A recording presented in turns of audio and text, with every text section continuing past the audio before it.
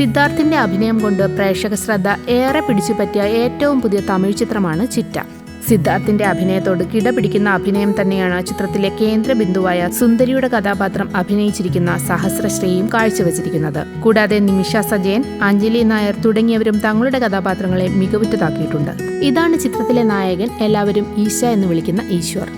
ചേട്ടന്റെ മരണത്തെ തുടർന്ന് പൊന്നുപോലെ അവൻ സ്നേഹിച്ചു വളർത്തുന്ന ചേട്ടന്റെ മകളാണ് സുന്ദരി. ഈശ്വറിനെ ചിറ്റ എന്നാണ് സുന്ദരി വിളിക്കാറ്. ചേട്ടൻ നേരത്തെ മരിച്ചതുകൊണ്ട് തന്നെ ചെറുപ്പത്തിലെ ഒരു കുടുംബത്തിന്റെ ഉത്തരവാദിത്തങ്ങൾ വളരെ ഭംഗിയായി തന്നെ ഈശ നിർവഹിക്കുന്നുണ്ട്. ചേട്ടത്തെയും മകളെയും പൊന്നുപോലെയാണ് അവൻ നോക്കുന്നതും.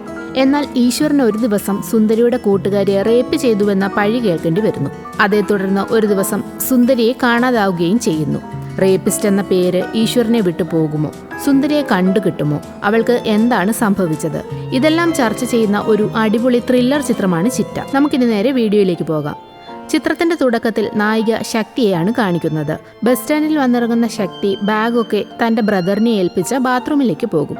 ഇതേ ടൗണിൽ സാനിറ്റേഷൻ ഡിപ്പാർട്ട്മെന്റിലാണ് ഈശ ജോലി ചെയ്യുന്നത്. ഈശയും ശക്തിയും വളരെ അവിചാരിതമായി ബസ് സ്റ്റാൻഡിൽ വെച്ച് കണ്ടുമുട്ടുന്നു. രണ്ടുപേരുടെയും അന്തം വിട്ടുള്ള നിൽപ്പ് കാണുമ്പോൾ തന്നെ എന്തോ കണക്ഷൻ ഇവർ തമ്മിൽ നേരത്തെ ഉണ്ടെന്ന് നമുക്ക് മനസ്സിലാകും.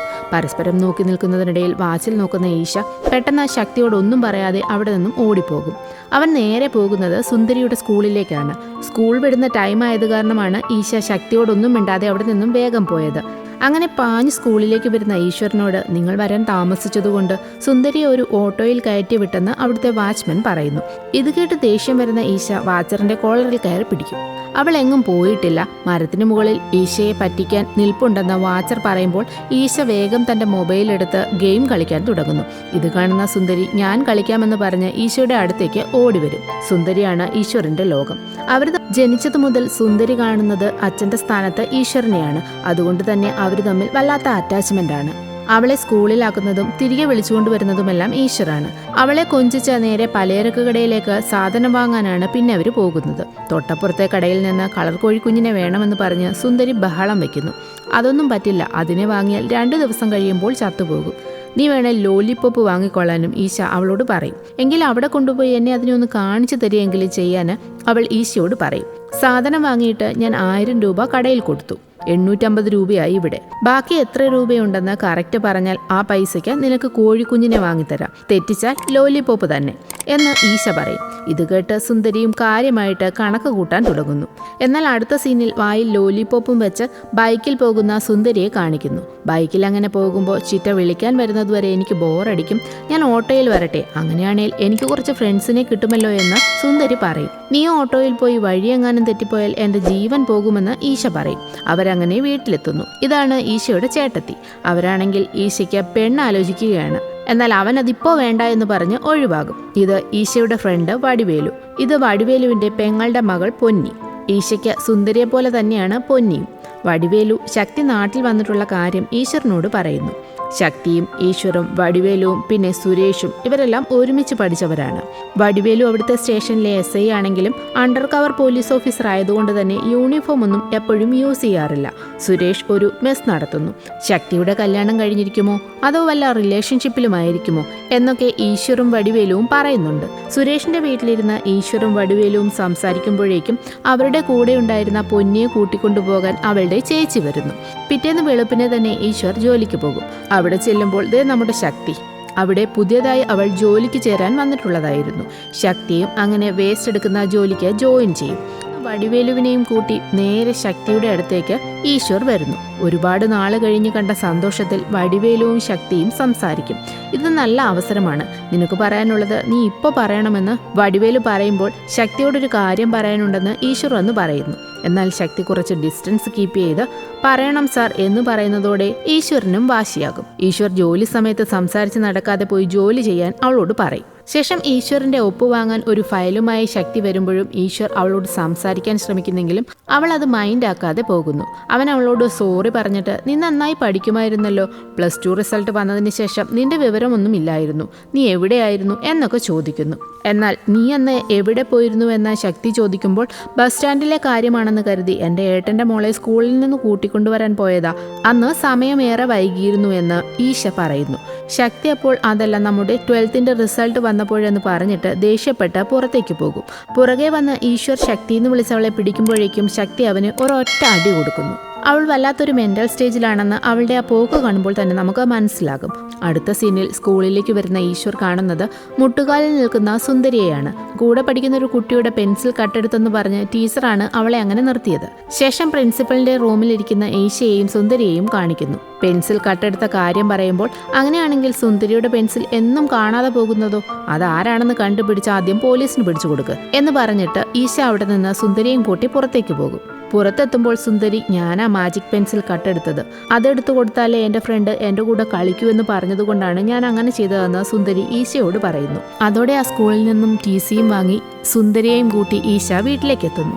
ഈ മിഡ് ടേമിൽ നീ TC വാങ്ങി വന്നാൽ എവിടെ പഠിപ്പിക്കുമെന്ന് ചോദിക്കുമ്പോൾ പൊന്നു പഠിക്കുന്ന സ്കൂളിൽ അഡ്മിഷൻ വാങ്ങാമെന്ന് വടിവേലു പറഞ്ഞതായി ഈശ പറയുന്നു. അപ്പോൾ ഒരു ബണ്ണും കഴിച്ച് അവിടേക്ക് വരുന്ന സുന്ദരിയോട്, നീ ആരോട് ചോദിച്ചിട്ട് അതെടുത്തത്, ഇത് തന്നെയല്ലേ നീ എല്ലായിടത്തും കാണിക്കുന്നതെന്നും പറഞ്ഞ് അമ്മ അവളെ തല്ലുന്നു. ഈശ അങ്ങോട്ട് വന്ന് ഒരു വിധത്തിൽ സുന്ദരി അവിടെ നിന്നും പിടിച്ചു മാറ്റിക്കൊണ്ടു പോകും. സുന്ദരി എന്നും രാത്രി ഉറങ്ങുന്നത് പോലും ഈശയുടെ കൂടെയാണ്. അന്ന് രാത്രി മകളെ തല്ലിയ സങ്കടത്തിൽ അമ്മയും സുന്ദരിയുടെ കൂടെ വന്ന് കിടക്കുന്നു.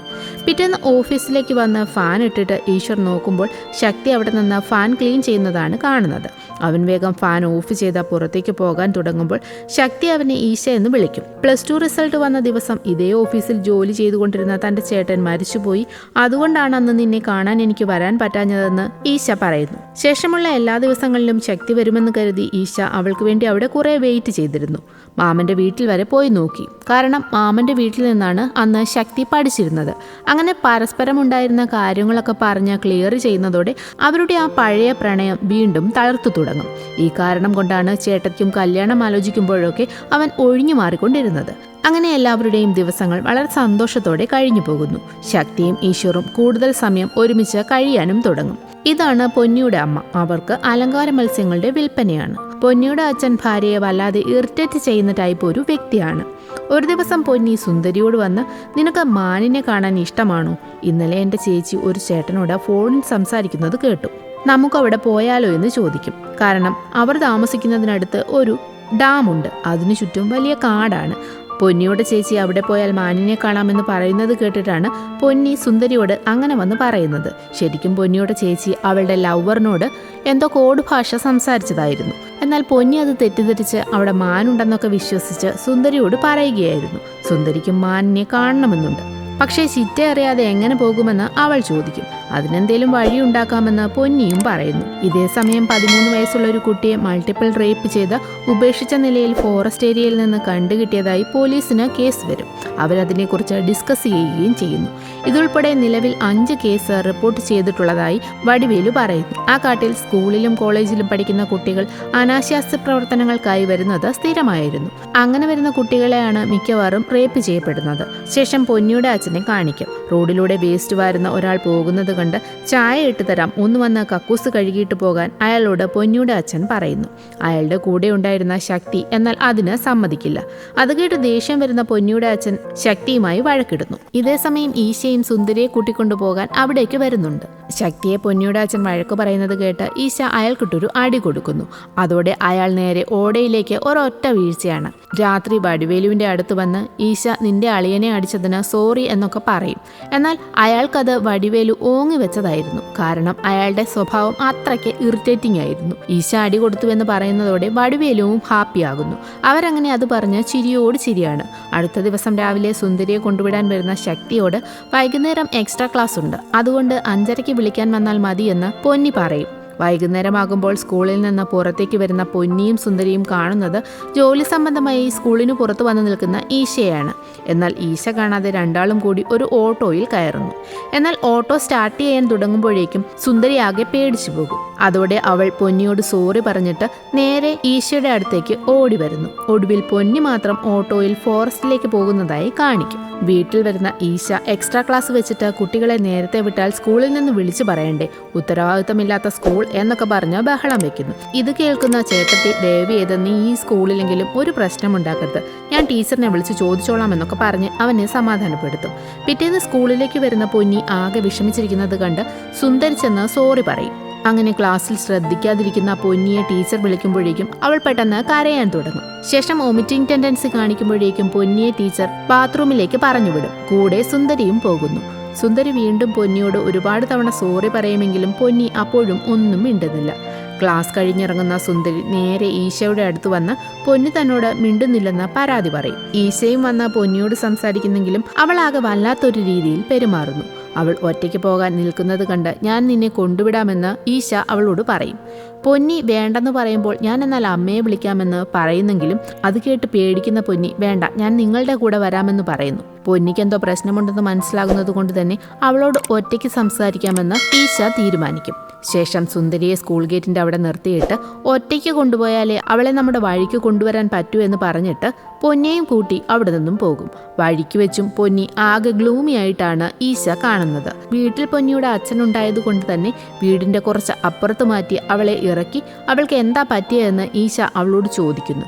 അപ്പോഴും പൊന്നിയൊന്നും മിണ്ടുന്നില്ല. അവൻ അവളെ സമാധാനിപ്പിക്കാൻ ശ്രമിക്കുമ്പോൾ അവൾ ആകെ നിലവിളിച്ചുകൊണ്ട് അവിടെ നിന്നും ഓടിപ്പോകും. പൊന്നിക്ക് എന്തോ പറ്റിയിട്ടുണ്ട്. അതുകൊണ്ട് അത് വടിവേലുവിനോട് പറയാനായി ഈശ വേഗം വടിവേലുവിനെ കോൾ ചെയ്യും. എന്നാൽ അവൻ തിരക്കാണെന്ന് മനസ്സിലാകുന്നതോടെ നീ ഫ്രീ ആകുമ്പോൾ വിളിക്കാൻ പറഞ്ഞിട്ട് ഈശ കോൾ കട്ട് ചെയ്യും. അന്ന് രാത്രിയാകുമ്പോഴേക്കും വടിവേലു ഈശയെ വിളിച്ച് പൊന്നി ബോധം കെട്ടു വീണു, എനിക്കാകെ പേടിയാകുന്നു, നീ ഒന്ന് വേഗം പോയി നോക്കാനൊക്കെ പറയുന്നു.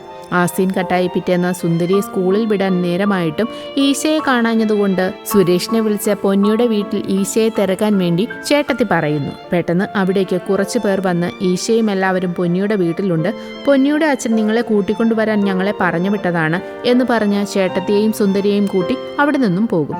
പൊന്നിയുടെ വീട്ടിലെത്തുമ്പോൾ ഈശ എവിടെ, എന്താ പൊന്നിക്ക് പറ്റിയതെന്നൊക്കെ ചേട്ടത്തി ചോദിക്കുമ്പോൾ നിങ്ങൾ കൊച്ചിനെ പുറത്ത് നിർത്തൂ, എനിക്ക് നിങ്ങളോട് സംസാരിക്കണമെന്ന് പൊന്നിയുടെ അച്ഛൻ പറയുന്നു. എന്നാൽ പുറത്തേക്ക് ഇറങ്ങാൻ മടിക്കുന്ന സുന്ദരിയെ അമ്മ മൊബൈൽ കൊടുത്ത് വെളിയിലേക്ക് പറഞ്ഞുവിടും. കുട്ടികളെ നമ്മൾ എപ്പോഴും മൊബൈൽ കൊടുത്ത് വഴക്കില്ലാതാക്കുമ്പോൾ ആരും കരുതില്ല ഇത്രയും വലിയ അപകടം അതിനു പിന്നിൽ ഉണ്ടാകുമെന്ന്. ശേഷം ഈശ തന്റെ മകൾ പൊന്നിയെ റേപ്പ് ചെയ്തുവെന്ന് പൊന്നിയുടെ അച്ഛൻ ചേട്ടത്തിയോട് പറയും. ഇതും പറഞ്ഞ് തുണി പോലും ഉടുപ്പിക്കാതെ അടിച്ച് ഒരു പരുവമാക്കി അകത്തെ മുറിയിൽ ഇട്ടിരിക്കുകയായിരുന്നു ഈശയെ. പൊന്നി തന്നെ ഉപദ്രവിച്ചത് ആരാണെന്ന് പോലും പറയാനാവാത്ത സ്ഥിതിയിൽ ഹോസ്പിറ്റലിലായിരുന്നു. അവനെ ഉപദ്രവിച്ചത് കണ്ട് ചേട്ടത്തി ആകെ ബഹളം വെച്ച് അവനെ ഒന്നും ചെയ്യരുതെന്നൊക്കെ പറയുമ്പോൾ സുന്ദരിയെ വിളിക്കാൻ അയാൾ പറയുന്നു. സുന്ദരിയോട് അയാൾ ഇന്നലെ സ്കൂൾ വിട്ടു വന്നപ്പോൾ പൊന്നിയെ ഈശ കൂട്ടിക്കൊണ്ടു പോകുന്നത് മോൾ കണ്ടോ, എന്താ മോള് അവരുടെ കൂടെ വരാഞ്ഞതെന്ന് ചോദിക്കും. ഞാനും വരാമെന്ന് പറഞ്ഞതാണ്, ഞാൻ കൂടെ വന്നാൽ പൊന്നിയെ നമ്മുടെ വഴിക്ക് കൊണ്ടുവരാൻ പറ്റില്ലെന്ന് പറഞ്ഞ് എന്നെ ഗേറ്റിന്റെ അവിടെ വിട്ടിട്ട് ചിറ്റ പോയി എന്ന് സുന്ദരി അമ്മയോട് പറയുന്നു.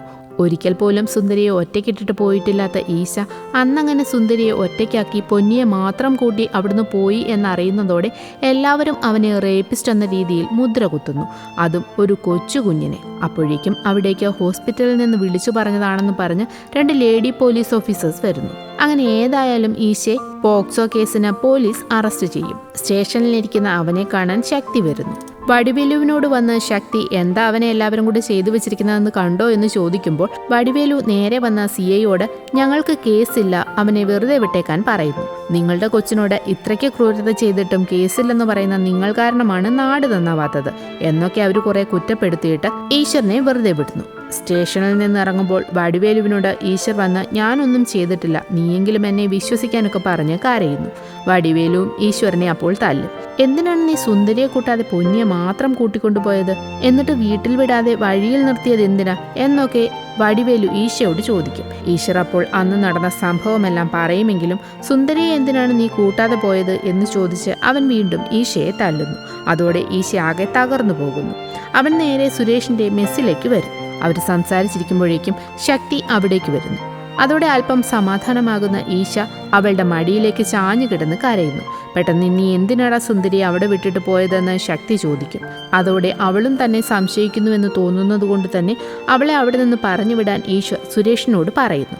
ശേഷം വീട്ടിലേക്ക് വരുന്ന ഈശ കാണുന്നത് അമ്മയോടൊപ്പം കിടന്നുറങ്ങുന്ന സുന്ദരിയെയാണ്. എന്നും തന്റെ നെഞ്ചിൽ കിടന്നുറങ്ങുന്ന സുന്ദരി അമ്മയോടൊപ്പം കിടക്കുന്നത് കൊണ്ട് തന്നെ അവനാകെ വിഷമമാകും. ഉറക്കത്തിൽ പോലും സുന്ദരി അടുത്തുള്ളതുപോലെയാണ് ഈശ്വറിന്. അന്നു മുതൽ അവന് ശരിക്കും പറഞ്ഞാൽ ഉറക്കം പോലും ഇല്ലാത്ത അവസ്ഥയിലേക്കാകുന്നു. പിറ്റേന്ന് രാവിലെ സ്കൂളിൽ വിടാൻ ഒരുക്കിയിട്ട് മകളോട് കയ്യിലല്ലാതെ മറ്റാരും ശരീരത്തിൽ തൊടാൻ സമ്മതിക്കരുത്.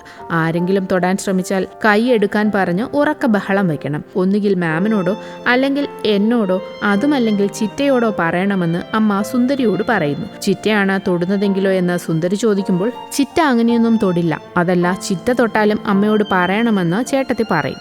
ഇത് പറഞ്ഞ് തിരിഞ്ഞു നോക്കുമ്പോൾ ഇതെല്ലാം കേട്ട് ഈശ്വർ അവിടെ നിൽക്കുന്നുണ്ട്. നിറഞ്ഞ കണ്ണുകൾ കൊണ്ട് ഈശ്വർ ഈ സമയത്ത് ചേട്ടത്തിയെ നോക്കി ഒരു ചിരിയുണ്ട്. ഈശയുടെ ആ ചിരി നമ്മളുടെ നെഞ്ചിൽ പോലും വല്ലാത്തൊരു വേദന ഉണ്ടാക്കുന്നുണ്ട്. ശേഷം സങ്കടം താങ്ങാനാവാതെ അവൻ പുറത്തേക്കിറങ്ങി ഓടിപ്പോകുന്നു. മോനേന്ന് വിളിച്ച ചേട്ടത്തിയും ചിറ്റ എന്ന് വിളിച്ച സുന്ദരിയും അവന്റെ പുറകെ പുറത്തേക്ക് പോകും. അടുത്ത സീനിൽ ആളൊഴിഞ്ഞ ഒരു കിണറിന് മുന്നിൽ എല്ലാം തകർന്നവനായി ഈശ്വർ നിൽക്കുമ്പോൾ അവിടേക്ക് വരുന്ന വടിവേലുവിനെ കാണിക്കുന്നു. അവൻ നേരെ വന്ന് ഈശ്വറിനെ കെട്ടിപ്പിടിച്ച് കരയുന്നു. പൊന്നിക്ക് അപ്പോഴേക്കും ബോധം വീണിരുന്നു. അവളെന്താ പറഞ്ഞതെന്ന് ഈശ്വർ ചോദിക്കുമ്പോൾ ആളെ ഐഡന്റിഫൈ ചെയ്യാറായിട്ടില്ല. പൊന്നിയെ ഫോൺ കാണിച്ചാണ് അവൻ വലയിലാക്കിയതെന്ന് വടിവേലു പറയുന്നു. സുന്ദരിയോട് അന്വേഷിച്ചാൽ എന്തെങ്കിലും വിവരം കിട്ടുമോ എന്ന് വടിവേലു ചോദിക്കുമ്പോൾ ബാ നമുക്ക് ചോദിക്കാമെന്ന് പറഞ്ഞ് ഈശ അവനെയും കൂട്ടി പാഞ്ഞു വരുന്നു. ഇതേസമയം ചിറ്റാന്ന് വിളിച്ച് കരഞ്ഞ് റോഡിലൂടെ നടന്നു വരികയായിരുന്ന സുന്ദരിയെ ഒരാൾ കളർ കോഴിക്കുഞ്ഞിനെ കാണിച്ച് അടുത്തേക്ക് വിളിക്കും. ശേഷം മൊബൈലിൽ ഗെയിം കാണിച്ചു കൊടുത്ത് മോളുടെ ചിറ്റ എവിടെയുണ്ടെന്ന് എനിക്കറിയാം, ഞാൻ മോളെ ചിറ്റയുടെ അടുത്തേക്ക് കൊണ്ടുപോകാമെന്ന് പറയുന്നു. ശരിയെന്ന് പറഞ്ഞ മൊബൈൽ ഗെയിം കളിച്ചുകൊണ്ടിരിക്കുന്ന സുന്ദരി ആ അജ്ഞാതനോടൊപ്പം പോകുന്നു.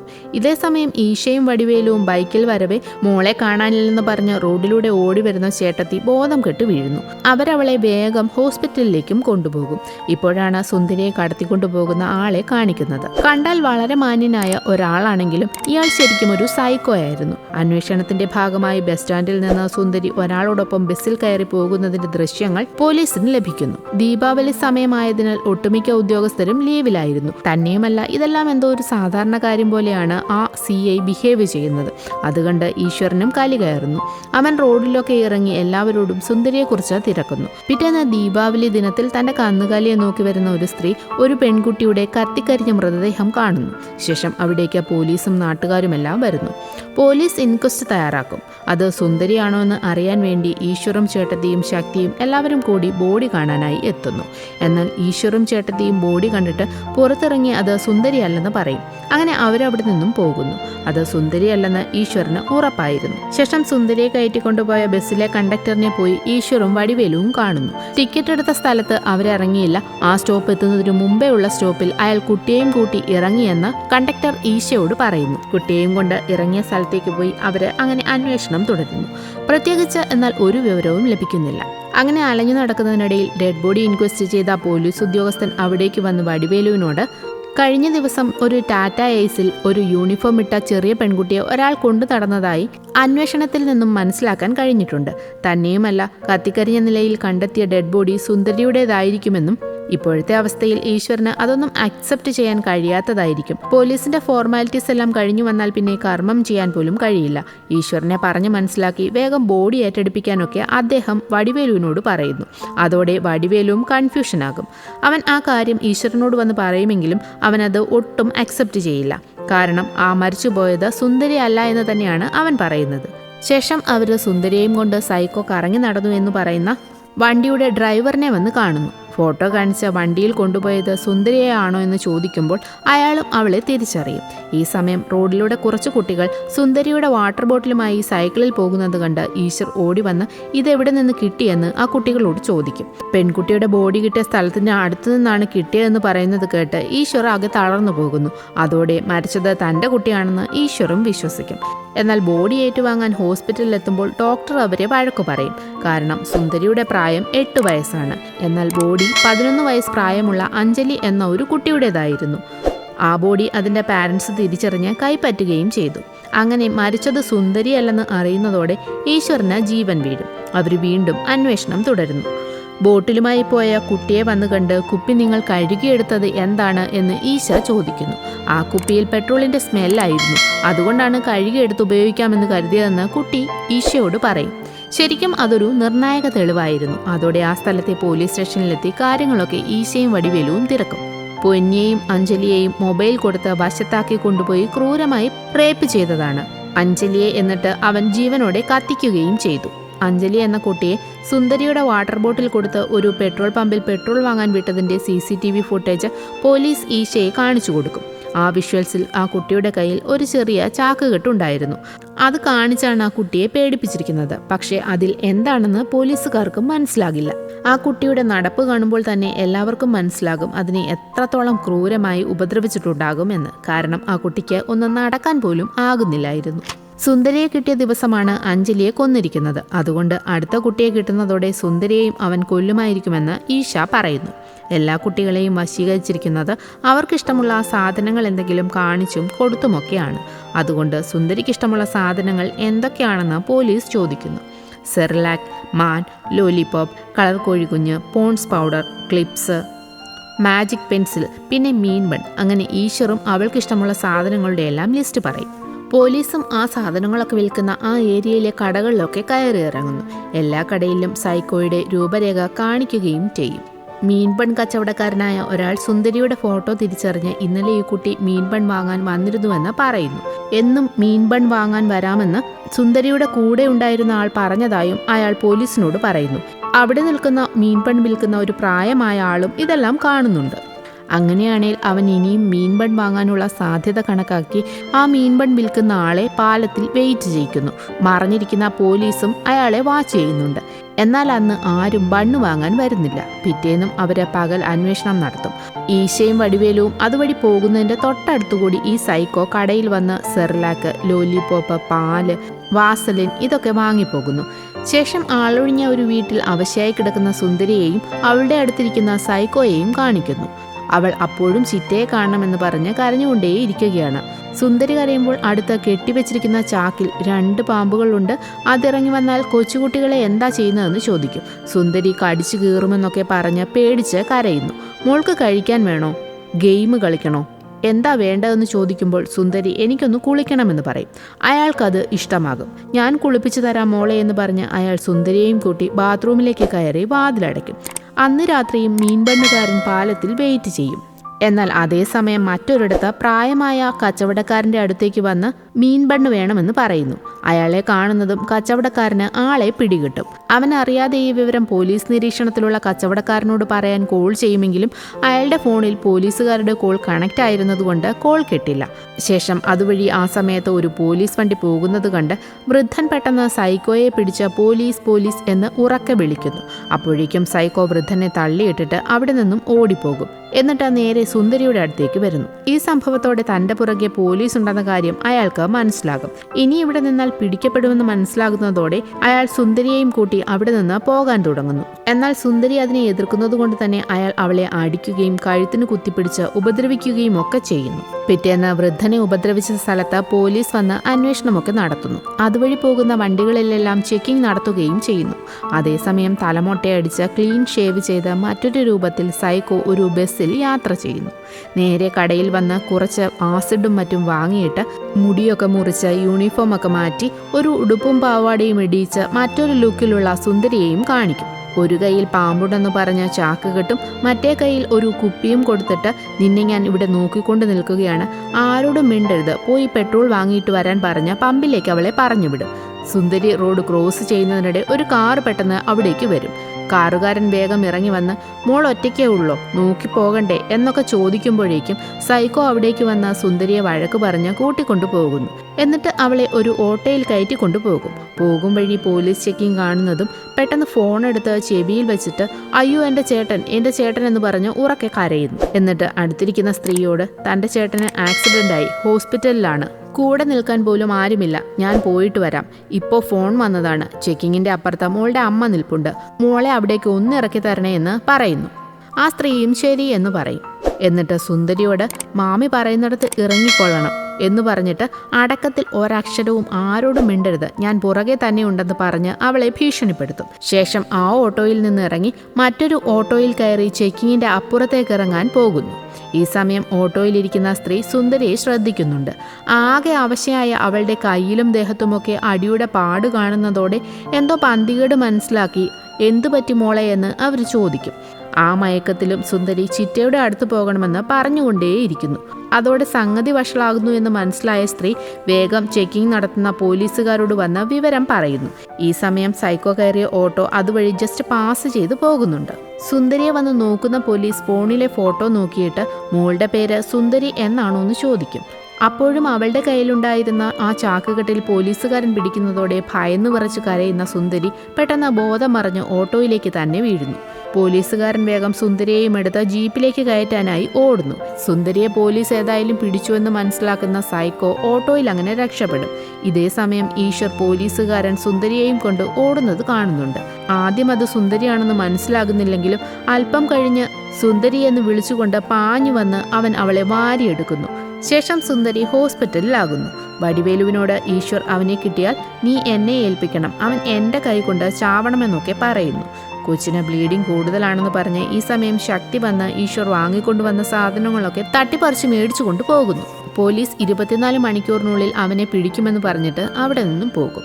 24 ദിവസങ്ങൾക്ക് ശേഷമാണ് പിന്നെ കാണിക്കുന്നത്. അപ്പോഴും സുന്ദരി ഹോസ്പിറ്റലിൽ തന്നെ ആയിരുന്നു. അപ്പോഴും കുട്ടിക്ക് ബ്ലീഡിംഗ് നിന്നിട്ടില്ലായിരുന്നു. ഡയപ്പർ ചേഞ്ച് ചെയ്യാൻ സഹായിക്കാൻ ചേട്ടത്തി പറയുന്നത് കേട്ട് ഈശ്വർ സുന്ദരിയെ എടുക്കുമ്പോൾ ഉറക്കത്തിലായിരുന്ന സുന്ദരി ഉണരുന്നു.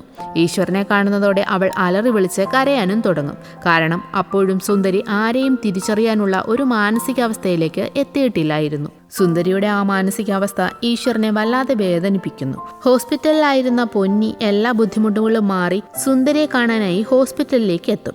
ഈശ്വറിനെ കാണുന്നതോടെ അവൾ പഴയതുപോലെ ഓടി വന്ന് കെട്ടിപ്പിടിക്കുന്നു. ഈശ്വറിനും അത് വലിയൊരു ആശ്വാസമാകും. പൊന്നിയെ പഴയതുപോലെ കാണുമ്പോൾ അവനുണ്ടാകുന്ന സന്തോഷം വളരെ വലുതായിരുന്നു. പൊന്നി സുന്ദരിയെ വന്ന് കണ്ട് ഗോൾഡ് ഫിഷിന്റെ വിശേഷങ്ങളും സോറിയും ഒക്കെ പറയും. അന്നു രാത്രി വടിവേലു ശക്തിയെ വന്ന് കാണും. പൊന്നി ഹോസ്പിറ്റലിൽ നിന്ന് വീട്ടിലേക്ക് പോയപ്പോൾ അവളെ ഉപദ്രവിച്ചവനെ കണ്ടു. അങ്ങനെ അവനെ പോലീസ് പിടിച്ചതായി വടിവേലു പറയുന്നു. അയാളെ പിടിച്ചതറിഞ്ഞ സ്റ്റേഷനിലെത്തി വടിവേലുവിനോട് അവനെ വിട്ടുതരാൻ പറഞ്ഞ് ഈശ്വർ ഒരുപാട് ബഹളം വെച്ചതായും വടിവേലു പറയും. ഈ വിവരം അറിഞ്ഞതിൽ പിന്നെ ഈശ്വറിനെയും ആരും കണ്ടിരുന്നില്ല. ഈ സമയത്ത് ഈശ്വർ വീട്ടിലിരുന്ന് സൈക്കോയെ കൊല്ലാനുള്ള ആയുധമുണ്ടാക്കുകയായിരുന്നു. കോർട്ട് ഹിയറിംഗ് കഴിഞ്ഞ് അവൻ ഇറങ്ങുന്ന ദിവസം അവന് എഴുന്നേറ്റ് നടക്കാൻ പറ്റാത്ത വിധത്തിലാക്കും ഞാൻ. അതിനു മുമ്പ് ഈശയോട് അബദ്ധമൊന്നും കാണിക്കരുതെന്ന് പറയാൻ ശക്തിയോട് വടിവേലു പറയുന്നു. ശക്തി നേരെ വന്ന് ഈശ്വരനെ കണ്ട് സംസാരിക്കുമെങ്കിലും അവനൊന്നും കേൾക്കാൻ തയ്യാറാകില്ല. കോർട്ടിൽ അങ്ങനെ പ്രതിയെ ഹാജരാക്കുന്നു. കേസ് നടക്കുന്നതിനിടയിൽ ജനലിലൂടെ ഒളിഞ്ഞു നോക്കുന്ന ഈശ്വർ കുറ്റവാളി ആരാണെന്ന് മനസ്സിലാക്കുന്നു. അവനെ കൊല്ലുമെന്ന് പറഞ്ഞിറങ്ങുന്ന ഈശ്വരനെ ശക്തി വന്ന് തടയുന്നു. അവനത് കേൾക്കാതെ അവിടെ നിന്നും പോകും. അങ്ങനെ ജഡ്ജിയുടെ മുൻപാകെ പൊന്നി പ്രതിയെ തിരിച്ചറിയുന്നു. മാനിനെ കാണാൻ പൊന്നി പോയ ഓട്ടോക്കാരനാണ് അവളെ ഉപദ്രവിച്ചത്. എന്നാൽ ഈ പ്രതിയാണോ സുന്ദരിയെ ഉപദ്രവിച്ചതെന്ന് തിരക്കുമ്പോൾ സുന്ദരി അല്ല എന്നാണ് മൊഴി നൽകുന്നത്. കാരണം പൊന്നിയെ ഉപദ്രവിച്ച ആളല്ലല്ലോ സുന്ദരിയെ ഉപദ്രവിച്ചിരിക്കുന്നത്. ഇതറിയാതെ ഈശ പോലീസ് പ്രതിയെ കോടതിയിൽ നിന്ന് ബസ്സിൽ കൊണ്ടുപോകവേ കുത്തിക്കൊല്ലാൻ തീരുമാനിച്ച് അതേ ബസ്സിൽ ഇരിക്കുന്നുണ്ട്. ശക്തി സുന്ദരിയെ ഉപദ്രവിച്ച ആളെയല്ല അവൻ കൊല്ലാൻ നോക്കുന്നത്. അതുകൊണ്ട് എങ്ങനെയും അവനെ തടയാൻ പറയുന്നു. സുരേഷ് ഒരുവിധം ഓടിയെത്തി ഈശ്വരനോട് കാര്യം പറയുന്നു. എന്നിട്ടും അവൻ ആ ഉദ്യമത്തിൽ നിന്നും പിന്മാറില്ല. കാരണം ഈശ്വരന് പൊന്നിയും സുന്ദരിയും വേറെ വേറെ ആയിരുന്നില്ലല്ലോ. അതുകൊണ്ട് തന്നെ അവൻ പ്രതിയെ കുത്തുന്നു. വടിവേലു തന്റെ സ്വാധീനം ഉപയോഗിച്ച് ഈശ്വരനെ കേസിൽ പെടുത്താതെ രക്ഷപ്പെടുത്തും. എന്നിട്ട് ഇനിയെങ്കിലും നീ ആവശ്യമില്ലാതെ ഓരോന്നും ചെയ്തു കൂട്ടാതെ മര്യാദയ്ക്കിരിക്കാൻ അവൻ പറയുമ്പോൾ 24 മണിക്കൂറും ചിറ്റ ചിറ്റ എന്ന് വിളിച്ച് എന്റെ പുറകെ നടന്ന കൊച്ച് ഇപ്പോൾ കണ്ടാലെ നിലവിളിക്കുന്ന പരുവത്തിലാണ്. അങ്ങനെ ചെയ്തവനെ ഞാൻ വെറുതെ വിടണോ? ഇന്ന് രാത്രി ഞാൻ അവനെ തീർക്കുമെന്ന് ഈശ പറയുന്നു. അങ്ങനെയൊന്നും ചെയ്യരുതെന്ന് പറഞ്ഞ് ചേട്ടത്തെയും അവനെ ഉപദേശിച്ചു നോക്കുമെങ്കിലും ഈശ അടങ്ങുന്നില്ല. അപ്പോൾ ശക്തി +2 റിസൾട്ട് വന്ന ദിവസം അവൾക്ക് സംഭവിച്ച ഒരു കാര്യം ഈശ്വരനോട് പറയുന്നുണ്ട്. എന്നും കാണുന്നിടത്ത് പതിവ് പോലെ ഈശ്വരനെയും കാത്ത് അന്നവൾ നിൽക്കുന്നുണ്ടായിരുന്നു. അവൻ ചേട്ടൻ മരിച്ചതുകൊണ്ട് തന്നെ അവിടേക്ക് അന്ന് വന്നില്ലായിരുന്നല്ലോ. പക്ഷെ അവിടേക്ക് അതേസമയം ശക്തിയുടെ മാമൻ വരുന്നുണ്ട്. ശക്തി ഒരു പയ്യനെ കാത്ത് നിൽക്കുകയാണെന്ന് അറിയുന്നതോടെ മാമൻ അവളെ അടുത്തുള്ള ഒരു കുറ്റിക്കാട്ടിലേക്ക് കൊണ്ടുപോയി ഉപദ്രവിക്കുന്നു. എത്രയൊക്കെ അവൾ കെഞ്ചി കരഞ്ഞിട്ടും അയാൾ അവളെ വെറുതെ വിട്ടില്ല. ഇതൊക്കെ കേൾക്കുന്ന ഈശ്വർ അവളോട് വന്ന് അവനിപ്പോ എവിടെയുണ്ടെന്ന് ചോദിക്കും. നിനക്കിപ്പോഴും അയാളെ കൊല്ലുന്നതാണ് കാര്യം. അയാൾ ചത്തിട്ട് 6 കൊല്ലമായി. ചെന്ന് കൊല്ല. ഇപ്പോഴും സുന്ദരിക്ക് എന്താണ് വേണ്ടതെന്ന് നീ ആലോചിക്കുന്നില്ല. സുന്ദരിക്ക് എന്താണ് വേണ്ടത് അതാണ് നീ ഇപ്പോൾ ചെയ്തു കൊടുക്കേണ്ടത് എന്ന് പറയുന്നതോടെ അവൻ നേരെ സുന്ദരിയുടെ അടുത്തേക്ക് വരുന്നു. ഈ സമയം സുന്ദരി മയക്കത്തിലാണ്. ചേട്ടത്തി ബാത്റൂമിലും. സുന്ദരി വേഗം ഉണരാൻ തുടങ്ങുന്നത് കണ്ട് സുന്ദരി ഇനി തന്നെ കണ്ട് പേടിച്ച് കരയേണ്ടെന്ന് കരുതി ഈശ പുറത്തേക്ക് ഇറങ്ങാൻ തുടങ്ങുമ്പോൾ സുന്ദരി അവന്റെ നേർക്ക് കൈ ഉയർത്തി കാണിക്കും. അങ്ങനെ ഈശ സുന്ദരിയുടെ അടുത്തേക്ക് വരുന്നു. പെട്ടെന്ന് സുന്ദരി അവന്റെ ടീഷർട്ടിൽ കയറി പിടിച്ചിട്ട് ചിറ്റയെ ചിറ്റയെന്ന് വിളിക്കും. അതോടെ അവന് ഭയങ്കര സന്തോഷമാകും. ഞാൻ കതക് തുറന്ന് പുറത്തിറങ്ങി. എനിക്കെന്നാൽ വഴി അറിയില്ല. എന്നെ വന്ന് കൂട്ടിക്കൊണ്ടുപോയി ചിറ്റെ. ദൈവമേ, എന്റെ ചിറ്റെ വേഗം എൻ്റെ അടുത്തേക്ക് വിടണേ എന്നൊക്കെ അവൾ പറയുന്നത് കേൾക്കുന്നതോടെ അവനും സുന്ദരിയോടൊപ്പം അതേ ബെഡിൽ കയറി കിടന്ന് ഉറങ്ങുന്നു. കാരണം സുന്ദരി തന്റെ അടുത്ത് കിടക്കാതായ അന്നു മുതൽ അവൻ ഉറങ്ങിയിട്ടില്ലായിരുന്നു. അങ്ങനെ അവൾ അനുഭവിച്ച പ്രശ്നത്തിൽ നിന്ന് കരകയറിയ സുന്ദരി ചിറ്റയുടെ പഴയ സുന്ദരിക്കുട്ടിയായി മാറുന്നു. 1 വർഷത്തിന് ശേഷം സ്കൂളിൽ നിന്ന് ടൂറ് പോകാൻ റെഡിയാകാൻ സുന്ദരിയോട് പറയുന്ന ചേട്ടത്തിയെയും അത് കേട്ട് സന്തോഷത്തോടെ ഓടി വരുന്ന സുന്ദരിയെയുമാണ് പിന്നെ കാണിക്കുന്നത്.